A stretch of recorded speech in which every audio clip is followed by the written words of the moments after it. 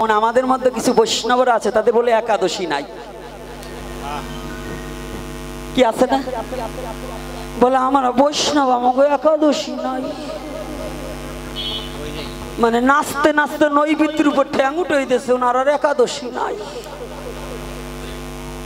এত ভালো ভালো না, সেদ্রা ভালো। আবার এই আমগ্রামে আবার সেদ্রা গোষ্ঠী আছে নাকি? আবার কেউ চাইতেন না বাবা, আবার চাইতেন না। আমি বলছি যার কথা, অনাদি বাবু গেছে গান গাইতে ভারতবর্ষে, তো এই সেদ্রা বংশের একজন গেছে, তো অনাদি বাবু কবি গাইতে দাঁড়াইছে, নারায়ণ সরকার আর অনাদি বাবু, যারে আপনারা সবাই চেনেন। তো অনাদি বাবু দাঁড়াইলে পরে তো এক কর্তা আসরের সামনে যে বাড়ি ভাগ করে, মাথা ঝুল ঠুল দেয় কায়দা মতো। তো যে জিজ্ঞাসা করছে, দাদা আপনার নাম কি?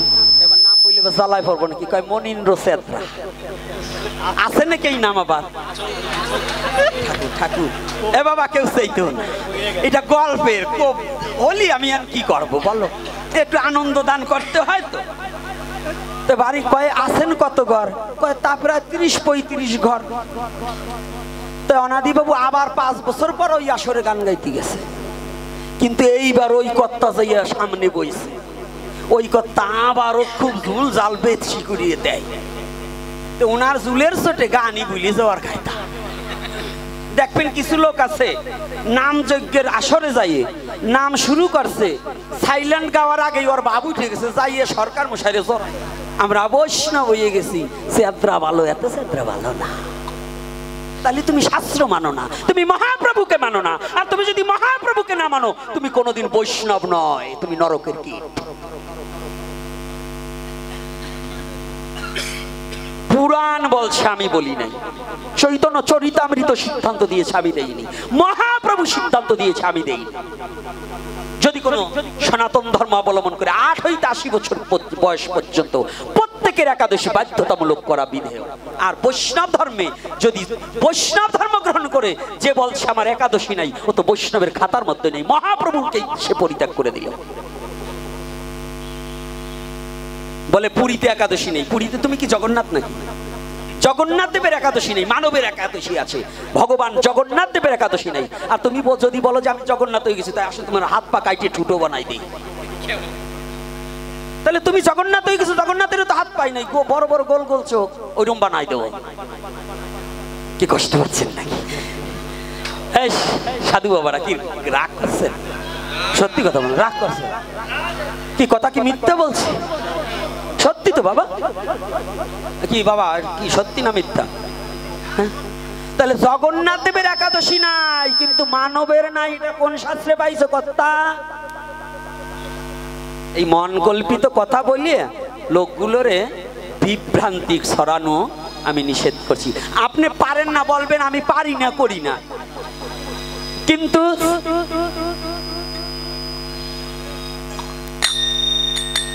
বৈষ্ণবের একাদশী নাই এইটা বলবেন না। বৃন্দাবনে আর বৈষ্ণব নাই, বৈষ্ণব যত বাংলাদেশে এসে মরছে। যাক, কি রাগ, আমি জানি যে রাগ করবেন, মনে মনে হইলে দুটো গাল দেবেন, দেন দেন দেন, আপত্তি না। এইবার কি করছে মহামুনি নারদ বলছে, মহারাজ আপনি চিন্তা করবেন নাকি?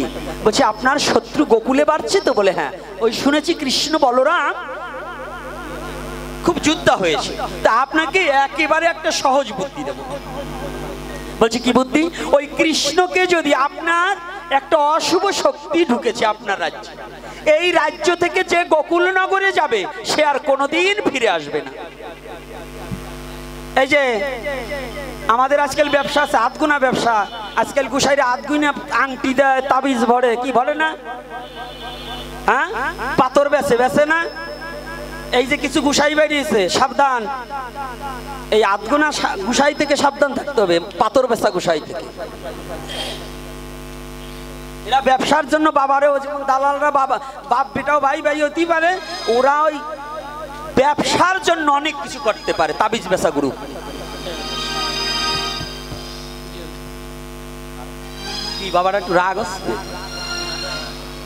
শোনা যায় না? সাউন্ড কমে গেছে, আমারও সাউন্ড কমে গেছে, আর 10 মিনিটের ভিতর হরিবল দিয়ে দেওয়া নেই। আবার যদি আমগ্রাম আনতে হয় ভালো সাবান আনবেন, তাহলে বইকে যাবো, আর নাইলে আর আসবো না। তা এইবার কথাটা ভালো করে শ্রবণ করতে হবে, ভালো করে। নারদ কি দিচ্ছে? জ্যোতিষশাস্ত্র বিদ্যা শিক্ষা দিচ্ছে কংসরে। কি বলছে? আপনার রাজ্যের উপর অশুভ শক্তি প্রয়োগ করেছে, যার কারণে এই মথুরা থেকে গোকুলনগরে যে যাবে সে আর কোনোদিন ফিরে আসবে না। প্রথম পাঠিয়েছিল কাকে? প্রথম কাকে পাঠিয়েছিল? ভগবান কাকে বধ করে প্রথম শুরু করেছে? পুতুনা না? বাহ বাহ বাহ, গৌর হরি বল। তারপরে কি? অঘাসুর, বগাসুর নাকি চানুর, মুষ্টিক। একজনই কি ফিরে আসছে? রাধে রাধে, একজনও ফিরে আসছে? আসেনি। তাহলে এইবার যখন বলছে, কংস মনে মনে চিন্তা করছে কথাটা তো সত্য, কথা সত্য নয়? যে যায় সে তার ফিরে আসে। মুনিবার, আপনি কৃপা করে একটিবার বলে দিন, তাহলে আমার এই অশুভ শক্তিটা কিসে চলে যাবে? বলছে, আমি তো ওই জন্যই এসেছি গো মহারাজ। দুষ্ট লোকের তো একটু মিষ্টি কথা হয়, দুষ্ট লোকের মিষ্টি কথা। ঘনাই বসে কাছে, মনের কথা কেড়ে নিয়ে প্রাণে মারবে শেষে। চেয়ারম্যান বাবু আসছে তো? হ্যাঁ, চেয়ারম্যান বাবু আসছে না আসে নাই? চেয়ারম্যান বাবুর বাড়ি তো কাছে, জয়নিতাই। তো যাই হোক, মনে পড়লে একটু কথা হইতে। এই মা, কি হয়েছে? কথা শোনো, কান্নাকাটি বন্ধ আর কথাবার্তা বন্ধ। আগে শোনো, এই জায়গায় আনন্দ আছে। কৃষ্ণ কথা কাঁদবে, হাসবে, নাচবে, গাবে, এর নাম কৃষ্ণ কথা।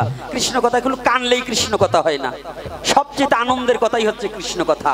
আনন্দম গোবিন্দম, যার আনন্দ নাই তার গোবিন্দ নাই, যার আনন্দ নাই তার গোবিন্দ নাই। যেদিকে কথা নেন, যেদিকে ঢুকাবেন সেই দিকেই ঢুকবো। এইবার কি করছে কথাটা ভালো করে বুঝুন। যখনই বলছি তাহলে কি করা যায়, বলছে শুনেছি ওই গোকুল নগরে কৃষ্ণ বলরাম বড় ধনুর্যুদ্ধ হয়েছে। তাহলে বলে আপনি আর কাউকে পাঠাবেন না, ওই কৃষ্ণ আর বলরামকে আনার চিন্তা করুন। আনলে, বলছে আনলে পরে ওরা ছোট ছোট বালক, ওদেরকে আপনার পাগলা হাতি আছে না? বলে হ্যাঁ। বলে ওটাকে ছেড়ে দিলে, দুটোকে দুপাড়া দিলে ফটাস করে ফেটে যাবে, আপনার শত্রু নিধন হয়ে যাবে। মনে মনে বলছে, মহারাজ আপনাকে যে বুদ্ধি দিলাম, ওই কৃষ্ণকে মারার সাধ্য এই বিশ্ব জগতে কারো নাই। আমি শুধু আপনার জন্য আনছি না, আমি আনছি যারা কৃষ্ণ বলে অরণ্যের মাঝে চোখের জলে দিবারাত্র ভাসছে, যারা কৃষ্ণ বিনে কিছু জানে না, যারা কৃষ্ণ বিনে কিছু বোঝে না, যারা কৃষ্ণ বলে বলে কেঁদে কেঁদে জীবন মরণে একাকার হয়ে যাচ্ছে। আমি তাদের জন্য, ওই কৃষ্ণ কাঙালদের জন্য। তাই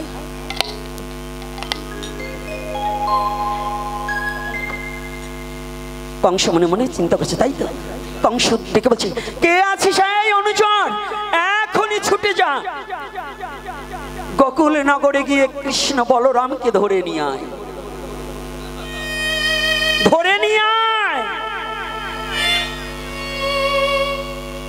মহামণি নারদ বলছে, মহারাজ আপনি শুধু আমার মুখের কথাটা শুনলেন, আমার অন্তরের কথাটা জানলেন না।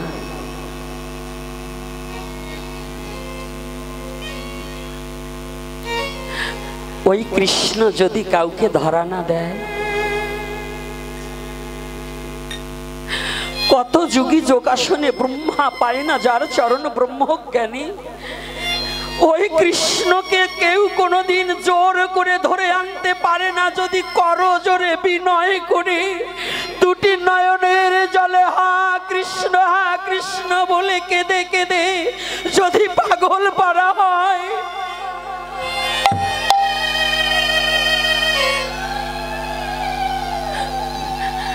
যদি কোনোদিন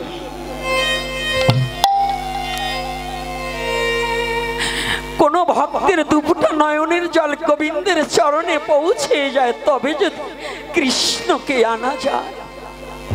কৃষ্ণকে কেউ ধরতে পারে না যদি কৃষ্ণ করুণা করে ধরা না দেয়।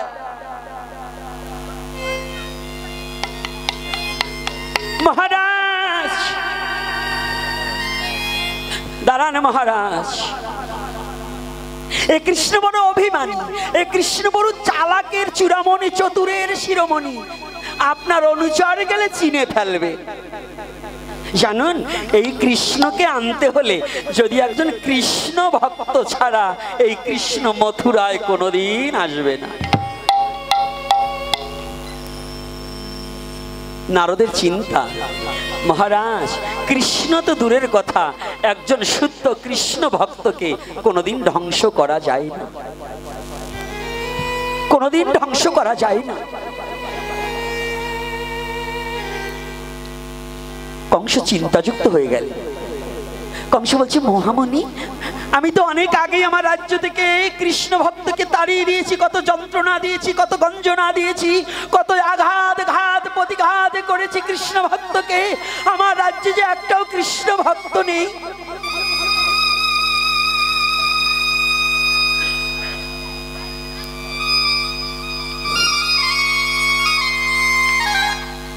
মুনিবর নারদে বলছে, মহারাজ আপনি জানেন যে মাটিতে কৃষ্ণ ভক্ত পাড়া না দেয় সেই মাটি শ্মশান সদৃশ্য থাকে। যতদিন পর্যন্ত ওই মাটিতে কৃষ্ণ ভক্তের পাড়া না পড়ে ততদিন পর্যন্ত ওই মাটি শ্মশান সদৃশ্য থাকে। শ্মশানের পুষ্প যেমন গোবিন্দ সেবায় লাগে না, যে বাড়িতে কৃষ্ণ ভক্ত আসে না ওই বাড়ির মানব কোনোদিন কৃষ্ণ ভক্ত হতে পারে না।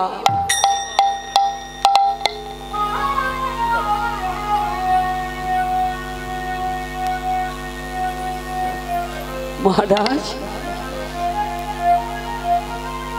কংস চিন্তাযুক্ত হয়ে গেল। জানেন বাবা, ওমা আজ আমরা একজন কৃষ্ণ ভক্ত দেখলে কত তিরস্কার করি, কত যন্ত্রণা দিতে চেষ্টা করি। আর শাস্ত্র বললেন যে গৃহটায় কৃষ্ণ ভক্তের পদরজ পড়ে না সেই গৃহটা শ্মশান সদৃশ্য। আজকে এই আঙিনাটা কত বড় মন নব নিত্য মধুর বৃন্দাবন ধাম হয়েছে। আজকে সাধুগুরু বৈষ্ণবের আগমন ঘটেছে। না জানি এই অগণিত ভক্তের মধ্যে কোনজন ভগবানের প্রিয় শুদ্ধ ভক্ত আছে যার চরণধুলি পড়ার পরিপাকে আজকে এটা বৃন্দাবন ধাম হয়ে গেছে।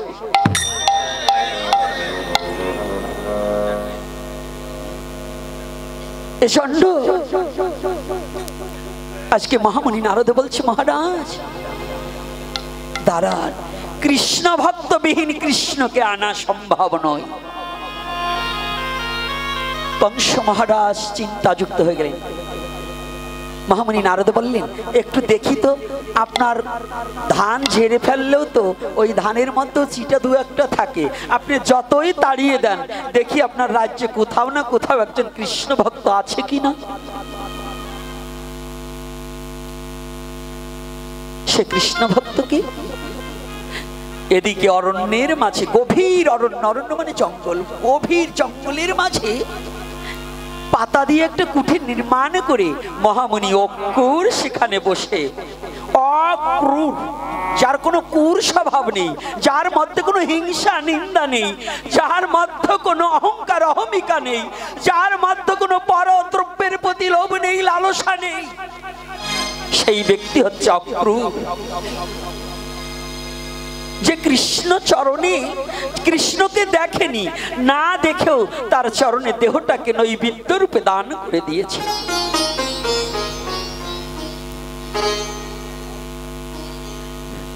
স্বামী স্ত্রী দুজনে মিলে ভজন করে।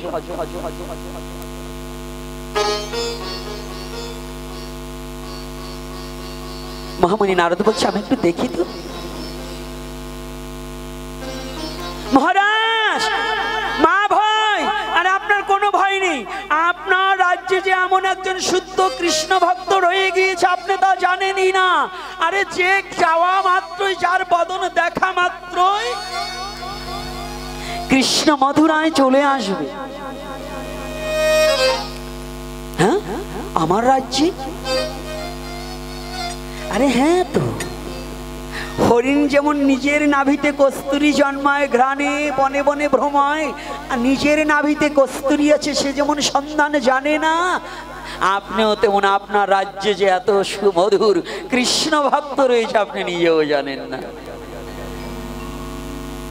যেমন আমাদের মধ্যে সাধু সঙ্গ করতে বাইরা যায়, 3 মাইল 4 মাইল 500 টাকা ভাড়া দিয়ে সাধু সঙ্গ করতে যাই, কিন্তু নিজের ঘরে বসে বসে সাধু সঙ্গ হয় এটা কিন্তু আমরা জানি না। ঘরে বসে সাধু সঙ্গ হয় না বাবা।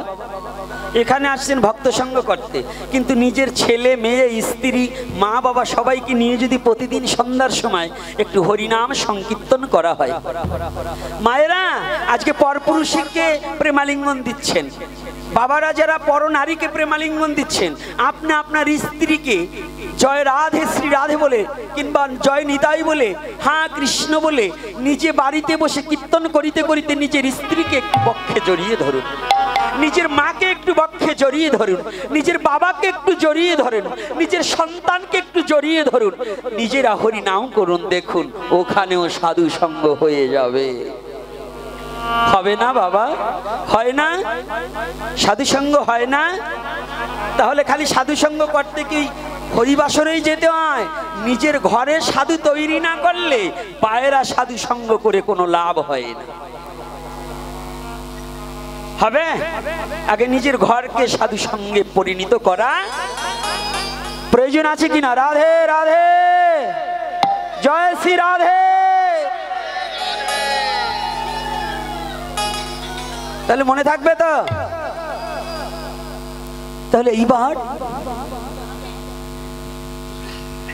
যখনই বলছে আছে, বলছে কোথায়?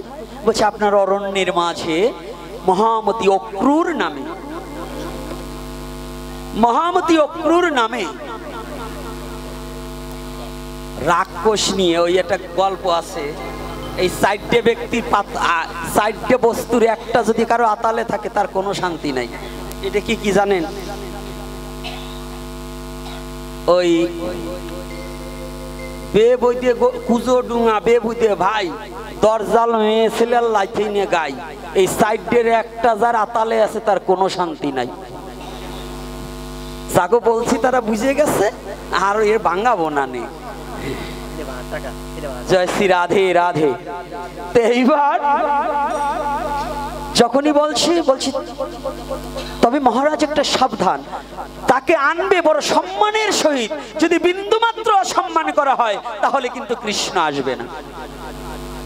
কথাটা বলছেন? আমরা কি কৃষ্ণ ভক্তকে সম্মান করি কি মা বাবা? আমরা করতে চাই। আমরা একটা সনাতন ধর্মে জন্মগ্রহণ করেছি, মৃত্যুর সংবাদ শুনলে কি মন্ত্র বলতে হয় অনেকেই জানি না। একটা বাচ্চা পৃথিবীতে আসলে কি মন্ত্র বলতে হয় তাই জানি না। জানি সকাল থেকে আমরা ঘুম ভেঙে বাইরে বেরোলে কাকে প্রণাম করতে হবে এটাও আমরা জানি না। জানি কিন্তু দীক্ষা তো নিয়েছি 50 বছর 60 বছর, বড় তাজা মোটা গুরু দেখে, বড় শিক্ষিত গুরু দেখে, পণ্ডিত দেখে, প্রফেসর দেখে, প্রিন্সিপাল দেখে, কিন্তু আজও আমরা তত্ত্ব অবগত হতে পারিনি। সনাতন ধর্মে ব্যর্থতা হচ্ছে এখানে যে আমরা কিছু জানতে চাই না, শিখতে চাই না। আমি শিখছি এটাই বড় কথা, কিন্তু শিখতে চাই, শিখতে চাই না, কিন্তু শিখতে হবে, জানতে হবে, মানতেও হবে। এজন্য প্রতিটা মানবের প্রয়োজন, কোনো গুরু করলে হবে না, গুরুর কাছ থেকে কিছু খসিয়ে রাখতে হবে। কি প্রয়োজন আছে কিনা? এইবার সম্মানের সহিত আনতে হবে। যেমন আজকে আমি আসার সাথে সাথে আপনারা আমার মতো কুকুরকে দাঁড়িয়ে সম্মান করবেন এটা আমি ভাবতেও পারিনি, তবু আমার মতো কুকুর এই মর্যাদা পাওয়ার উপযুক্ত নয়, তথাপি আপনারা দাঁড়িয়ে সম্মান করেছেন, এটাই কর্তব্য। ছোট হোক, যেমন আমার জয়, আপনাদের গ্রামের জয়, ও ভাগবত আসরে যায়, ও যদি আপনার বাড়িতেও পাঠ করতে যায় তখন পাঠক হিসেবে গণ্য করবেন এবং ওকে দেখে দাঁড়িয়ে সম্বর্ধনা জানাতে হবে। এটা কিন্তু নিয়ম। ছোট হোক বড় হোক, যদি কোনো পাঠক আসে, যদি কোনো বৈষ্ণব আসে, বৈষ্ণবের সম্মুখে পায়ের উপর পা তুলে কোনো চেয়ারে বসে থাকলে আপনি যত বড় শিক্ষিত হন, আপনার ওই শিক্ষাটা গাধার শিক্ষার ন্যায় কাজে লাগলো। গাধা যেমন সারা জীবন চিনি বয়ে গেল, সেটা কতটুকু মিষ্টি বুঝতে পারলো না। আপনি যদি বিদ্যার অহংকারে কোনো সাধুগুরু বৈষ্ণবকে সম্মান না করতে জানেন, আপনার শিক্ষাটাও গাধার শিক্ষার ন্যায় হয়ে গেল। আপনি শিক্ষাটাকে সঠিক কাজে লাগাতে পারলেন না। এজন্য বৈষ্ণব ছোট হোক আর বড় হোক সম্মান করা একান্ত। আমি জানি আর আমগ্রাম আপনারা আমারে ভুলেও নাম বলবেন না, ওই হারামজাদা যেন আর এই আমগ্রাম পাড়া না দেয়, এই স্লোগানই না ওঠে। তো যাক, তারপরেও বলবো, জানো সুযোগ আজকে পাইছি, না বললে যাবো কেন? কি বলবো? না থাক, আর বলবো না, আর একদিন বলবো, বলতেই হবে। ভাবছেন নাকি না বললে যাবো? ভাবছেন কেমনে যে না বললে যাবো? আমি কি না বলা লোক? হ্যাঁ, রান্না কত দূর রে বাবা? জয় শ্রী রাধে রাধে। তো এইবার শুনুন, ভালো করে বুঝতে হবে। তো এইবার যখনই বলছে, তো কংসের অনুচরদের বলছে, দেখো সাবধান মতে যাও, সেই বৈষ্ণবকে শ্রদ্ধার সহিত। এদিকে ঠিক ত্রিপহর, এই আমাদের সন্ধ্যা করার নিয়ম কয়বার লেখা থাকে? কি ত্রিসন্ধ্যা। তো সন্ধ্যা তো একটা, সূর্য যখন ডুবে যায় তাহলে ত্রিসন্ধ্যা বলেন কেন? এপিসোডে আরো দুই একবার দিয়েছি, আবারও বলছি। উদ্দেশ্য হচ্ছে, যখন আহ্নিক করতে বসতে হবে, ভাবতে হবে এই বুঝি আমার জীবন বেলা ডুবে গেল, আর আমার বুঝি সময় নেই, আমার গুরু গোবিন্দকে ডাকার সময় বুঝি এটাই। এই জন্য বলা হয় ত্রিসন্ধ্যা, সকালে দুপুরে আর সন্ধ্যা, মানে সূর্য অস্তা চলে গেল। এই তিন টাইমে আহ্নিক মন্ত্রকে স্মরণ করার সময়। কিন্তু আমরা তো ওই যে দীক্ষা নিয়েছি, আর স্মরণ না করলেও পারি, আছে না এরকম লোক? তো এইবার যখনই খুঁজছে, এদিকে মহামণি অক্রুর স্বামী স্ত্রী দুজনে মিলে ভগবানকে স্মরণ করছে। এই কৃষ্ণ যে এমন ছিল, তখন কি ক্যামেরা ছিল নাকি? এই ক্যামেরাম্যানরা, যখন কৃষ্ণ এই লীলা করেছে তখন কি ক্যামেরা ছিল? আপনাদের যদি অহিন্দুরা প্রশ্ন করে আপনার বাচ্চাকে, কি উত্তর দেবেন? যে কৃষ্ণ যে এইরকম মূর্তি, তখন তো ক্যামেরা ছিল না, তো তোরা কৃষ্ণ এরকম বানাইলি কি করে? বলে কি না? অহিন্দুরা বলে না? তো কি উত্তর দেবেন? হ্যাঁ, কায়দা আছে। ওই আপনাকে কাছে বললে কুলেতে পারবে, আমার মতো শয়তানের কাছে আসলে একেবারে বানাই দেবো, বাবার নাম ভুলোই দেবো। তার উদ্দেশ্য কি জানেন? সনাতন ধর্মে বেদ আর স্মৃতি, শ্রুতি, বেদ থেকে আসছে কি? স্মৃতি এবং শ্রুতি। স্মৃতি মানে যাহা দেখিয়েছি তদ্রূপ অঙ্কিত করা, আর শ্রুতি মানে যাহা শুনিয়েছি তদ্রূপ বর্ণনা করা। এর নাম স্মৃতি এবং শ্রুতি। ছেলেটার খুব স্মৃতি শক্তি, স্মৃতিটা খুব ভালো, কারণ যা দেখছে হুবাহু তাই তৈরি করছে। তাহলে এটার নাম কি? স্মৃতি। শ্রুতি মানে এই ও তো খুব শ্রুতিধর, যা শুনছিল তাই বলছে। তাহলে তৎকালীন সময় কোন ধর্মে না থাকলেও সনাতন ধর্মে স্মৃতি এবং শ্রুতি, এই স্মৃতির দ্বারা যাহারা যদ্রূপ দেখেছে, ভগবান কৃষ্ণকে যেমন দেখেছে তদ্রূপ তুলির দ্বারা ভগবানের পিকচার অঙ্কিত করেছিলেন। সেই হতে সনাতন ধর্মে এই ভগবান যে কৃষ্ণ এরকম ছিল, এইটার রূপ বর্ণনা করা হয়েছে। তবে ইদানিং আধুনিক যুগে এসে কিছু কলকারখানার দ্বারা এসে অতিরঞ্জিত করা হয়েছে ভাগবতের পায়রা। সেটা কোনটা? বস্ত্রহরণ যে লীলাটা, এইটা যে ছবিতে রাধারানী এবং সখীদের বয়স এবং কৃষ্ণের বয়স ভাগবতের সাথে কোনো সম্পর্ক নাই, এটা অতিরঞ্জিত করা হয়েছে। এটা সনাতন ধর্মকে ক্ষুণ্ণ করা হয়েছে। বয়সের সাথে আর লীলার সাথে কোনো সম্পর্ক নেই। এজন্য ওই ছবি কারো ঘরে টানানো যাবে না। কি কথাটা বোঝা গেছে? রাধে রাধে। ঘুমিয়ে পড়ছেন না তো? ঘুমিয়ে পড়ছেন? এ দেখেন, যদি কেউ ঘুমায়, তবে আমগ্রাম আসে যে তুলসীর পাতা পেলাম না, এটা বড় দুঃখের জনক কথা। এই আমগ্রামে আজকে শুনছি মন্দিরে সেবায়ত নাকি কান্দা, ওর আর এক নাম কি? হ্যাঁ, হরিপদ গোস্বামী ওটা গেছে কন? হ্যাঁ, ওইটা পিছনে দাঁড়াইছে কে? ও জানে যে আমি আসবো, তাই তুলসীর পাতা মানে ও যে মরলে যে ওর চোখে দেবো তাও নাই। ও মরলে যে ওর চোখে দুটো তুলসীর পাতা দেবো তাও দেয় নাই। একটা দুটো তুলসী পাতা দিচ্ছে, একটা দিছি ওই আসমন পাত্রে, আর একটা দিছি ভগবানের চরণে। তাই একটা তুলসীর পাতি দেওয়া যায়, অন্তত বেশি করে দুটো ভগবানের চরণে দেওয়ার জন্য তুলসী পাতা দিতে হয়।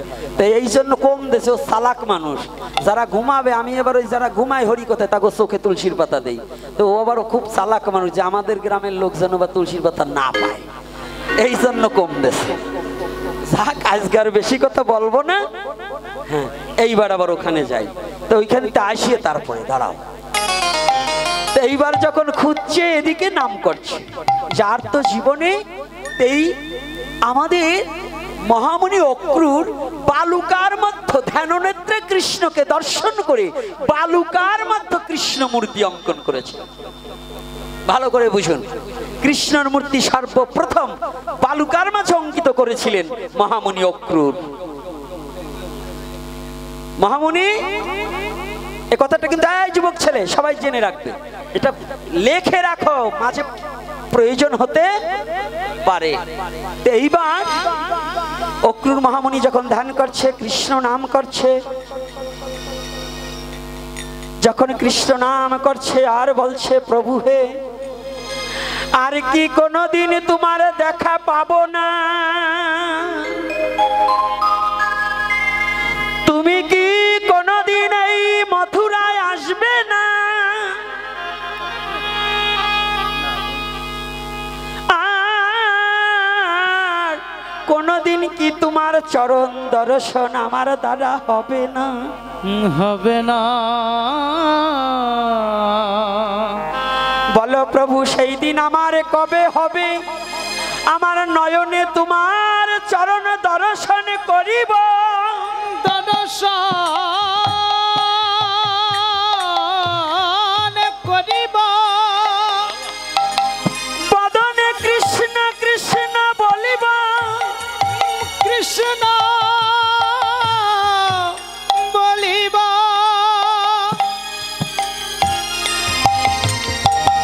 বদনে কৃষ্ণ বলিব।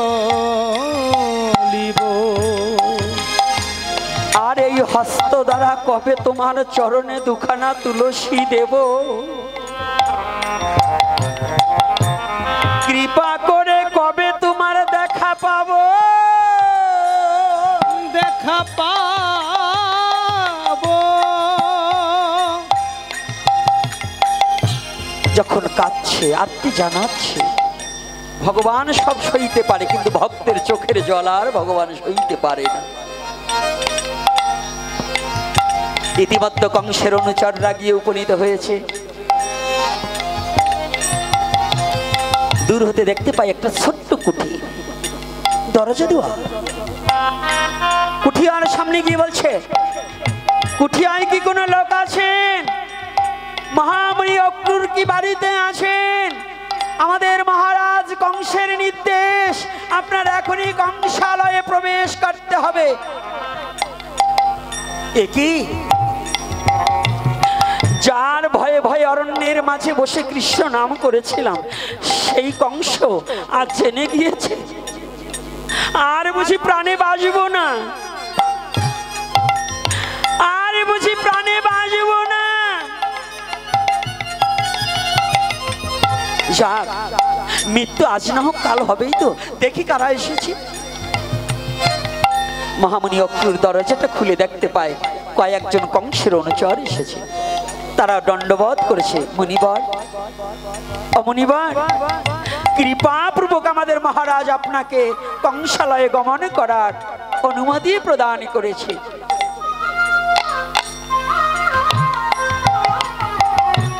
ভাই, তোমরা একটু বসো। জীবনে কোনোদিন এই অরণ্যের মাঝে যতদিন ধরে এসেছি, কোনোদিন কোনো ভক্তের হাতে একটু প্রসাদ দিতে পারিনি। দুজনে মিলে নাম করেছি, কোনোদিন কাউকে একটু নাম শোনাতে পারিনি। এই অরণ্যের মাঝে যতদিন ধরে বাসা বেঁধেছি ততদিন ধরে কোনোদিনই কোনো সাধু সঙ্গ করতে পারিনি। এই কংসের ভয়ে উচ্চ কণ্ঠে একটু হরিনাম করতে পারিনি। আজ যখন কংস জেনে গিয়েছে আপনাদের মহারাজ, আজকে চিরজন্মের মতো একটু প্রাণ ভরে হরিনাম করে নেই।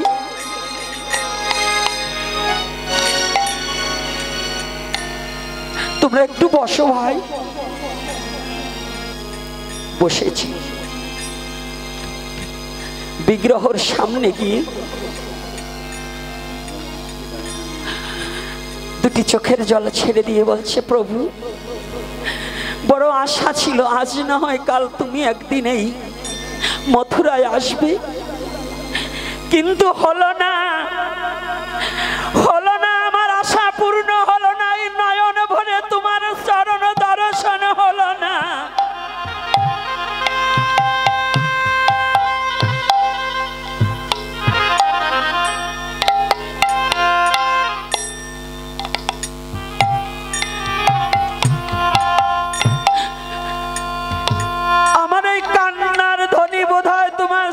চরণে কোনোদিন পৌঁছায়নি, তাইতে তোমার দেখা আর কোনোদিন পাবো না।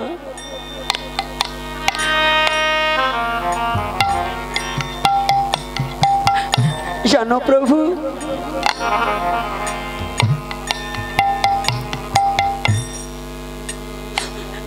আমার জীবনে কোনোদিন ওরে এই না মুখে ওরে লই নাই একদিন ওরে মধুর কৃষ্ণ নামে, মধুর কৃষ্ণ নামের বুলি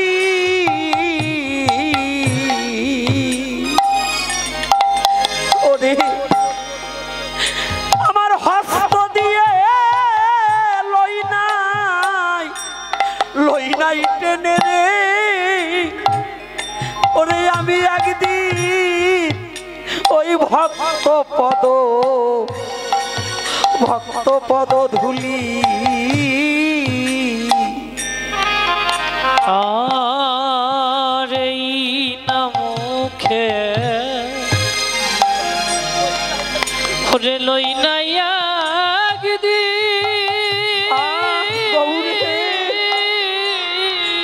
মধুর কৃষ্ণ নামের বুলি, মধুর কৃষ্ণ নামে,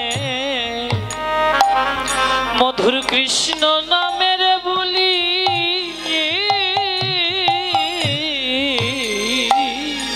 হস্ত দিয়ে লই নাই টেনে,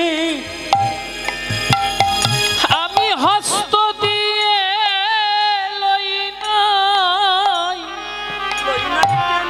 লই নাই তুলে রে। ওরে একদিন ভক্ত পদ ধুলি, ওরে একদিন ভক্ত পদ ধুলি রে। গোবিন্দ রে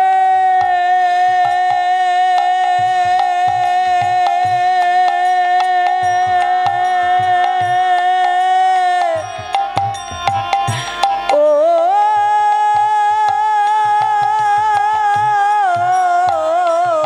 গোবিন্দ,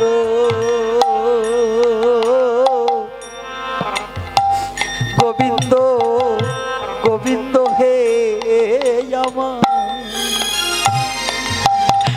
আমার এই পাপ মুখে ওরে লই না একদিন রে।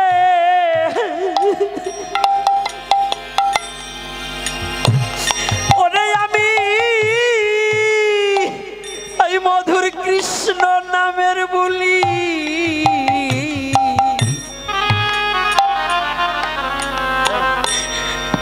আমার হস্ত দিয়ে লই নাই, জীবনে একদিন লই নাই টেনে রে। ওরে কৃষ্ণ ভক্তে কৃষ্ণ ভক্তের চরণ ধুলি। হার আমি এই জীবনে ওরে একদিন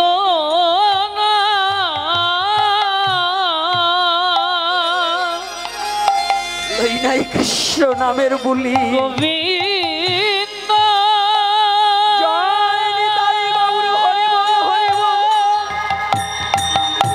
ও ওরে কৃষ্ণ লই নামের, নাই কৃষ্ণ কৃষ্ণ নামের বুলি। মধুর কৃষ্ণ নাম বলি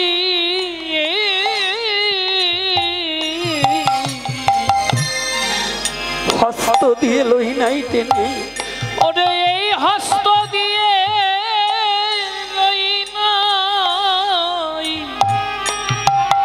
আমি লই নাই একদিন ওরে তুলে এই ভক্ত পদ ধুলি।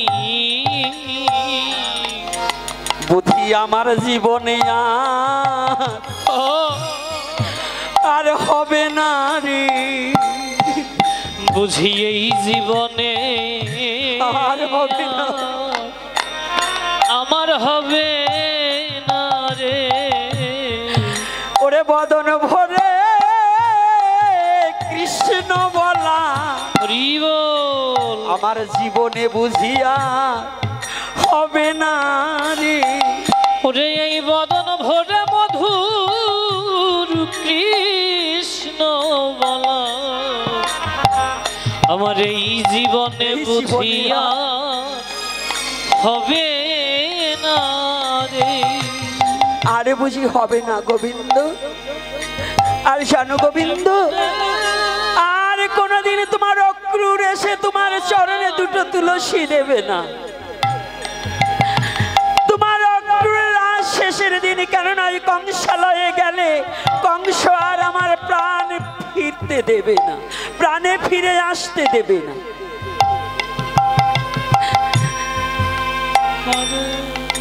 স্ত্রীকে বলছে, প্রিয়ে আর তো জীবনে কোনোদিন দেখা হবে না,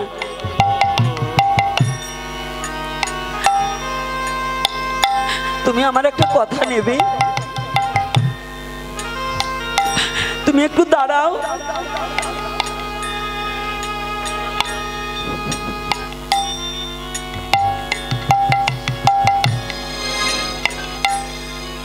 অক্রুরের স্ত্রীকে দাঁড় করিয়েছে, দূর হতে প্রণাম করেছে, স্বামী হয়ে স্ত্রীকে প্রণাম করছে, বলছে প্রিয় আমার একটা কথা নেবে। বলছি এ কি করছো তুমি, আমাকে প্রণাম করছে? বলছে না, আমি তোমাকে প্রণাম করছি না, আমার এই প্রণামখানা তোমার কাছে আমি রেখে যাচ্ছি।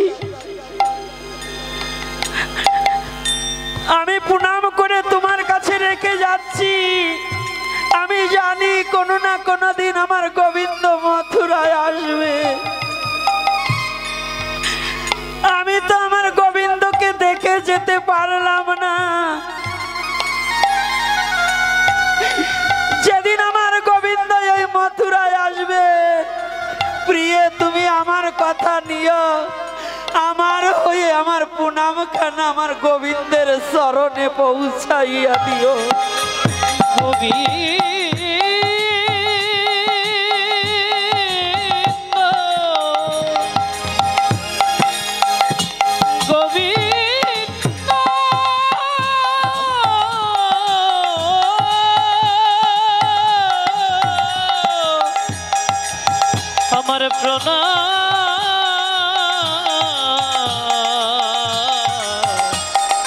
আমার প্রণাম নিও। আর কোনোদিন দেখা হবে না, কথা হবে না, আমি চলে যাচ্ছি। যেদিন আমার গোবিন্দ আসবে সেদিন আমার হয়ে আমার গোবিন্দকে সেবা দিও। আমি তো আমার গোবিন্দ সেবার কিছু জানলেম না, বুঝলেম না, আমি তো গোবিন্দ সেবা সেবা করিতে পারিলেম না, তুমি আমার হয়ে গোবিন্দ সেবা করে দিও। ফল দিয়ে যে ভোগটা লাগিয়েছিল,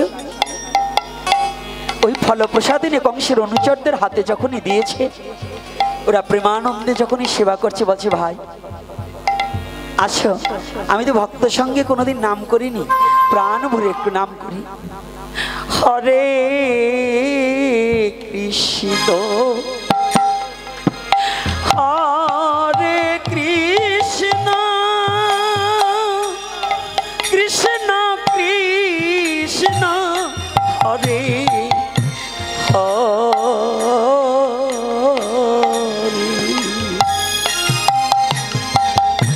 হরে রাম হরে রাম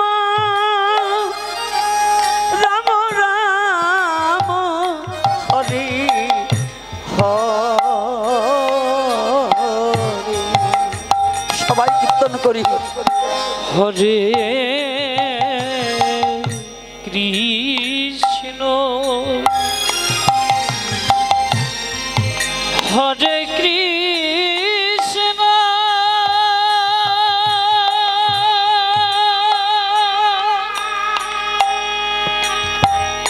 ও কৃষ্ণ কৃষ্ণ হরে হরে হরে রাম হরে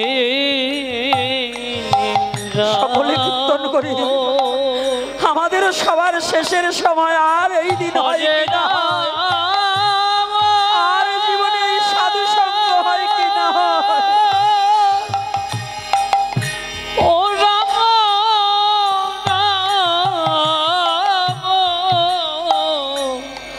হরে হরে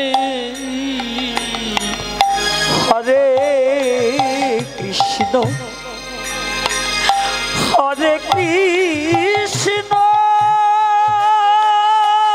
হরি বল হরি বল কৃষ্ণ কৃষ্ণ হরে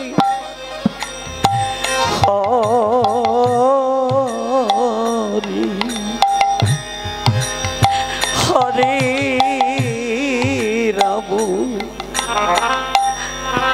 হরে রাম রাম রাম হরে হরে।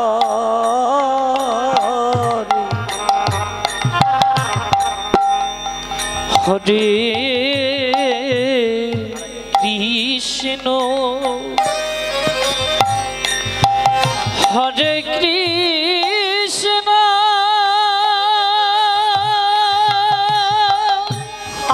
গৌর হে ও জয় নিতাই গৌর হরি বল। কৃষ্ণ হরে হরে হরে রাম হরে রাম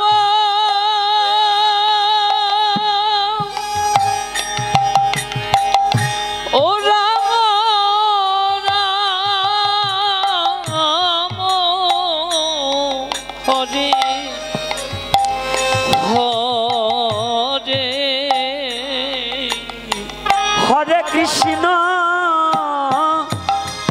হরে কৃষ্ণ হরি বল। ও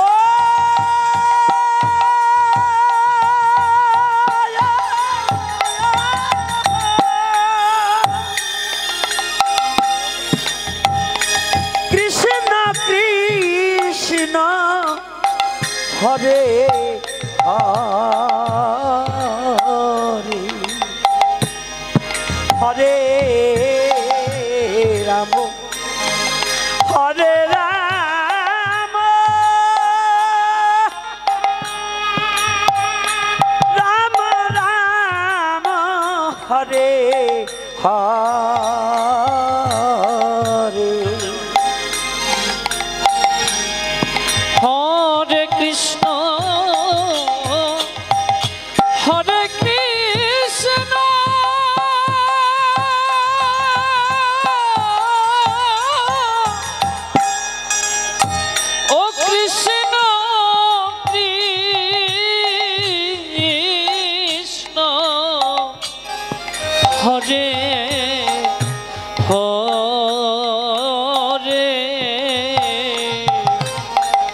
হরে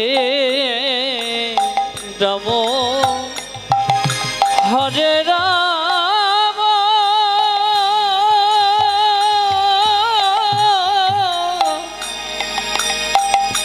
রাম রাম হরে হরে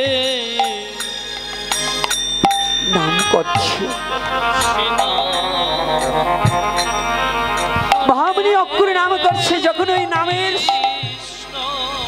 সুমধুর ধ্বনি কংসের অনুচরদের করে নিয়ে গিয়েছে, একজন আর একজনকে ডেকে বলছে, ভাই কংসালয়ে কত কীর্তন শুনেছি, কত নৃত্য নর্তকীর নৃত্য দেখেছি, কত বিভিন্ন গান শুনেছি, কিন্তু এমন মধুর নাম তো শুনি নাই। আজ মহামণি অক্রুর অগ্রভাগে আর কংসের অনুচর পিছনে পিছনে ধাচ্ছে।